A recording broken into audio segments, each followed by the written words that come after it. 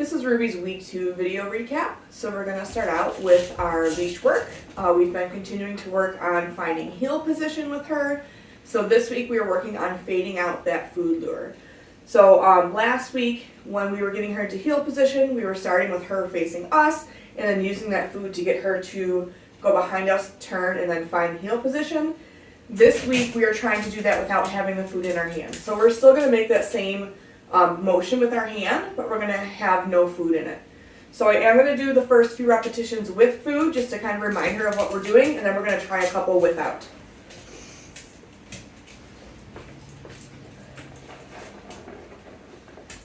Ruby, heel. Yes. Yes. Okay.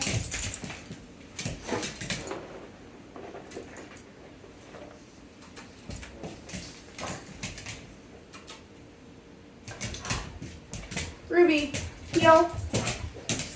Yes. Okay. You know, on this third one, I'm going to try it without food. Ruby, heel. Yes.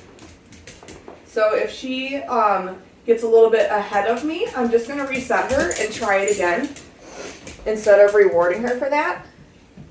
Because I want to make sure I'm only reinforcing the behavior that I want from her. Heel, so I have no food in my hand. Yes. And then I'm just making sure when I do reward her that my hand is like right at the seam of my pants. Yes. Okay. So let's try it again without food. Ruby, heel. Yes. Much better. Okay. We've also been adding a sit to the end of this. So we're going to do the same sequence that we've been doing, but then we're going to cue her to sit once she's in heel position. Ruby, heel. Sit. Yes, good girl. Okay. Nice work, Ruby. So again, I'm still marking and rewarding her for the behavior. I just don't have that food in my hand to start out with. Ruby, heel. Sit. Yes, good girl. And then I'm going to reward her a few times for maintaining that position. Okay. And then release her using that release cue. We've also been working with her on our U-turns and our front cross turns. So for the U-turns this week, again, I'm fading out the food. For front cross turns, it's kind of newer to her, so I am still using food for that. Ruby, heel. Sit. Yes. Let's go. So the point where I reward her here is after we make the turn. Yes. So I had no food in my hand there. Marked, rewarded her. We're continuing on. Yes. If she gets ahead of me, it's fine. I'm just going to cue her back into heel position. Ruby, heel. Yes. Let's go.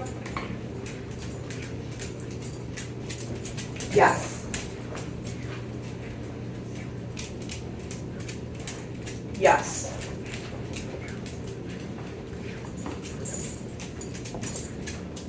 Yes.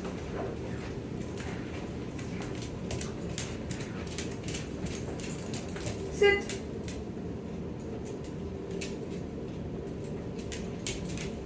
Now, since she's struggling a little bit on that sit, I am going to go back to using food to get her into that sit. Yes. Okay. Nice work, Ruby. So we've been working on our front cross turns, which is the more challenging of the two turns because you're keeping the dog on the inside of you when you make your turn. So I'm going to show you what this looks like here. Ruby, heel. Sit. Yes. Let's go. So for this, I do still need to use a food lure for her because it's new to her. Yes. And she's not quite to the point where she's pivoting well. But you can see I'm keeping her on the inside of me and I'm turning into her. Yes, and then I'm marking and rewarding after we complete that turn. So using the food, turning, yes, marking and rewarding after that turn.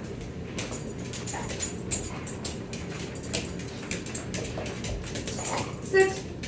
Yes, good girl. Okay. So again, that's the more challenging of the two turns, because if your dog is too far ahead of you and you go to turn, you're going to bump right into them. So with this one, you really need to make sure that your dog's in good heel position right at the seam of your pants before you start to make that turn. She's coming along on that. She's a little wonky on her pivots, but I feel like the more we practice that, the smoother that'll become. She's doing really well with it. Good girl. We've been continuing to work on Ruby's name recognition, but this week we're taking it outside. So for this, I'm still just using her name to start out with. We're gonna play the flying cookie game. I'm gonna toss a piece of food away from me. Once she goes and eats it, I'm gonna call her name just once, and then I'm gonna mark with a yes as soon as she turns in my direction and reward nice and close to my body. Ruby. Ruby. Ruby. Yes. Go get it. Ruby. Yes. Good girl. Go get it. Ruby. Yes.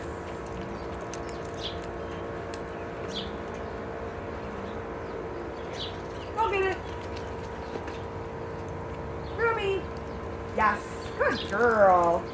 She's been doing really well. Whoops. Go ahead. She's been doing really well with this. She's responding to her name pretty much every single time. Go get it. Ruby. Yes.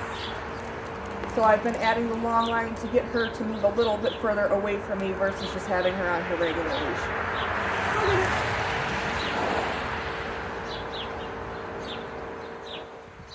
Ruby. Yes. Good girl. So that time she got distracted by a bird. So instead of repeating her name, I made some sort of a silly noise instead to get her attention. Do one more. Go get it.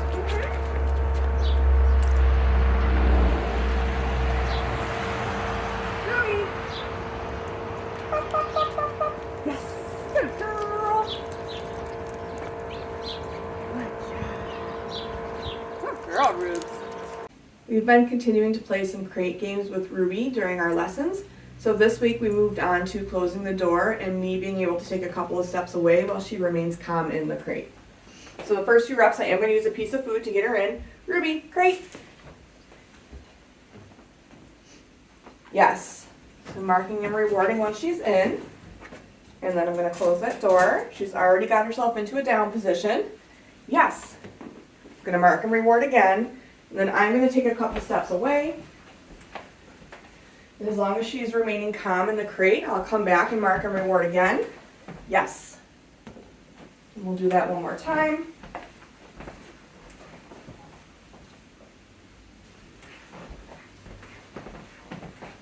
Yes.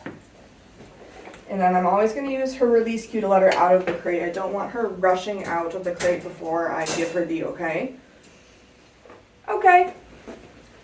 Because sometimes that can turn into, as you're opening the crate, they're trying to push at the door and they're pushy about it.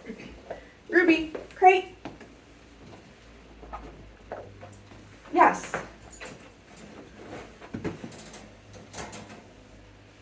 Yes.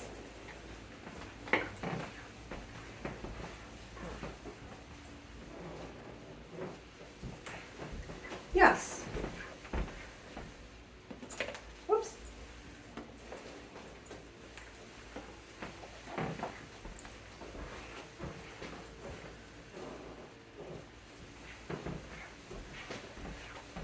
Yes.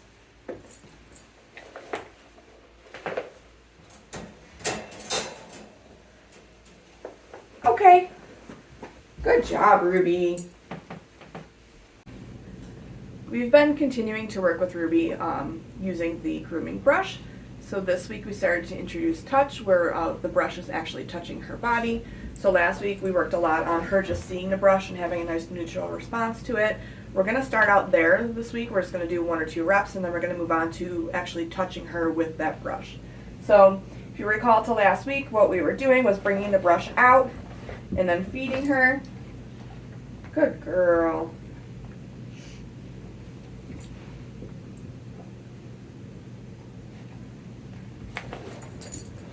Go get it. Tossing that reset cookie, taking the brush away. And we were waiting a couple of seconds. And then we're going to do that again. Brush comes out. Food comes out. Good girl. Go get it. So now this week when we introduce touch, I'm going to get her on a piece of food first. So ideally I would like her in a standing position. Go get it. Just tossing a reset to get her to move away so I can get her into a nice position here. And then as she's licking the food, I'm going to bring the brush out and just touch her right on her shoulder blade. Yes. Mark with that yes, and then release a piece of food. Then we're going to do that again. So she's licking a piece of food. I'm bringing the brush out and I'm going to touch her hindquarters. Yes. And I'm doing this with the flat side of the brush first, not the bristle side. Go get it. And then after I've done that a couple times, I will flip the brush around so that she can feel those bristles a little bit. Yes. Good girl, Ruby. Yes. And then for our last few reps, I am going to actually move the brush down her spine just a little bit. Yes. Good girl. Go get it. This week we've been continuing to work on Ruby's Leave It. So in week 2, we are practicing adding a little bit of duration to it, meaning when she backs away from my hand that has the food in it, I want her to stay backed away for like 3 to 5 seconds before I mark and reward her. Ruby, leave it.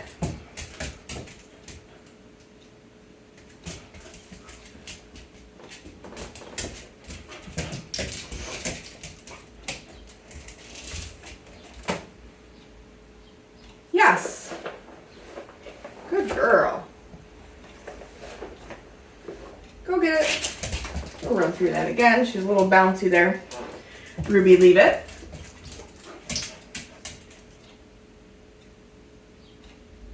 Yes, good girl.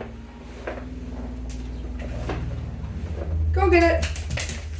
We'll do that one more time. What are you doing?